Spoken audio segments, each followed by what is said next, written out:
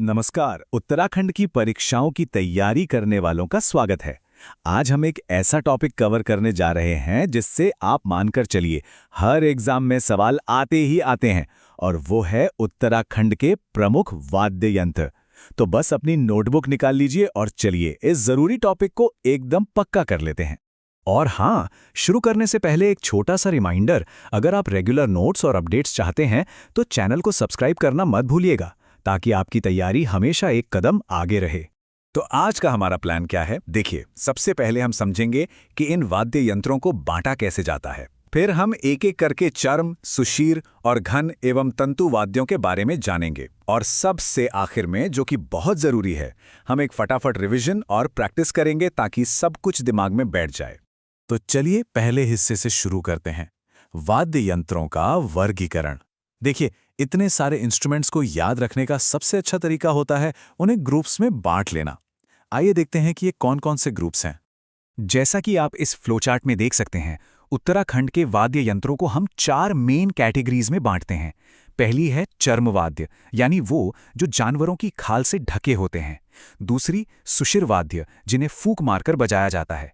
तीसरी घन वाद्य, जो ठोस होते हैं, मतलब मेटल के बने होते हैं। और चौथी तंतु वाद्य, जिनमें तार लगे होते हैं। बस ये क्लासिफिकेशन समझ लिया तो समझो आधा काम हो गया। तो अब चलते हैं पहली कैटेगरी की तरफ। हम बात कर रहे हैं चर्म वाद्यों की। आप इन्हें उत्तराखंड के संगीत की धड़कन भी कह सकते हैं। यही तो हैं असली रिदम मेकर्स। यहाँ 2 बहुत ही खास इंस्ट्रूमेंट्स हैं, डौर और हुड़क। डौर, जो खोखली लकड़ी और बकरी या बछड़े की खाल से बनता है, वो खास तौर पर जागर नृत्यों में इस्तेमाल होता है। और वहीं दूसरी तरफ है हुड़क या हुड़की, जो भोटिया जनजाति का एक बहुत ही मेन इंस्ट्रूमेंट है। ये दोनों ही एग्जाम के लिए इंपॉर्टेंट है। इसको ऐसे याद रखिए, जागर में डौर और भोटिया का हुड़क। इनके अलावा हमारे पास नगाड़ा है, जो सरों युद्ध नृत्य से जुड़ा हुआ है। और फिर है डमरू, जो कि भगवान शिव का वाद्य यंत्र है। लेकिन यहाँ एक बहुत बहुत ही जरूरी एग्जाम फैक्ट है। क्या आप जानते हैं कि दुनिया का सबसे पहला वाद्य यंत्र किसे माना जाता है? जी हाँ, वो डमरू ही है। ये सीधा सीधा सवाल बन सकता है, तो इसको जरूर नोट कर लें। अब बारी है शुशिर वाद्यों की, यानी वो इंस्ट्रूमेंट्स जिन्हें हवा या फूंक से बजाया जाता है। और सुनिए, इनमें से एक तो एग्जामिनर्स का फेवरेट क्वेश्चन है। ये देखिए मश्क बीन। इसका असली ओरिजिन स्कॉटलैंड है। ये एक यूरोपियन इंस्ट्रूमेंट है। ये फैक्ट तो पता नहीं कितनी बार पूछा जा चुका है, तो इस पर एक स्टार मार्क लगा लीजिए। दूसरी तरफ है मोछंग।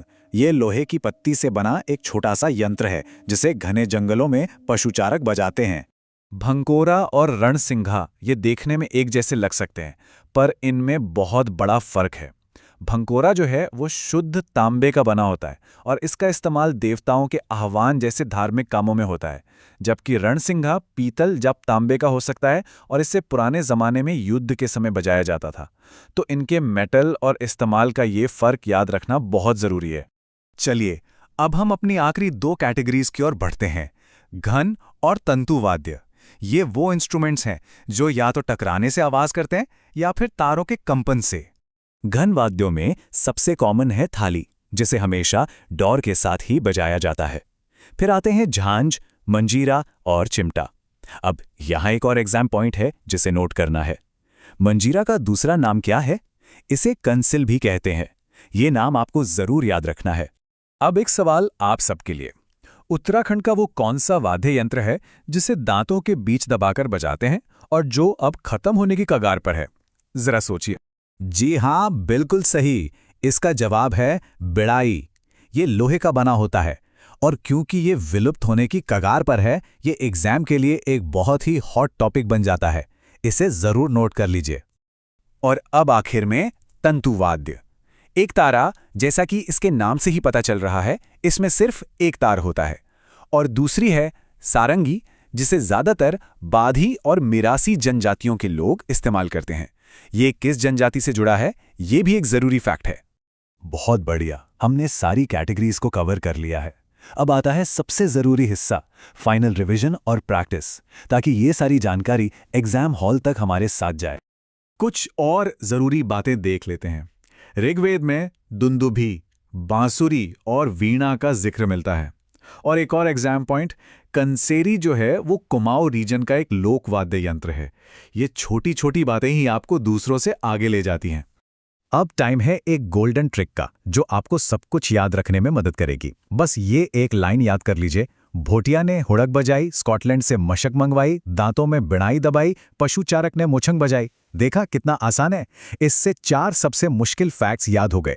भोटिया, हुड़क, स्कॉटलैंड, मशक, दांत, बिणाई और पशुचारक, मोछंग। चलिए अब फटाफट कुछ सवालों की प्रैक्टिस करते हैं। पहला सवाल, मशकबीन वाद्य यंत्र का मूल स्थान कहाँ है? ये एक यूरोपियन इंस्ट्रूमेंट है। याद आया? हमारी ट्रिक में भी था, स्कॉटलैंड से मशक मंगवाई। तो सही जवाब है बी, स्कॉटलैंड। अगला सवाल, इनमें से कौन सा वाद्य यंत्र दांतों के बीच दबाकर बजाया जाता है? फिर से अपनी ट्रिक याद कीजिए, दांतों में बिणाई दबाई। बिल्कुल, तो सही जवाब है सी, बिणाई। तीसरा सवाल, हुड़क मुख्य रूप से किस जनजाति का वाद्य यंत्र है? ट्रिक की पहली लाइन क्या थी? भोटिया ने हुड़क बजाई। एकदम सही, इसका उत्तर है डी, भोटिया। और ये रहा आखिरी सवाल, कंसल के नाम से किस वाद्य यंत्र को जाना जाता है? ये एक और इंपॉर्टेंट एग्जाम पॉइंट था, याद करने की कोशिश कीजिए। सही उत्तर है बी, मंजीरा। और इसी के साथ हमारा ये टॉपिक यहीं खत्म होता है। उम्मीद है कि ये सेशन आपके लिए फायदेमंद रहा होगा। बस एग्जाम से पहले इन नोट्स को 2-3 बार जरूर रिवाइज कर लीजिएगा। आप इस टॉपिक से आने वाले किसी भी सवाल का जवाब आराम से दे पाएंगे। अपनी तैयारी जारी रखिए, आप सब बहुत अच्छा कर रहे हैं।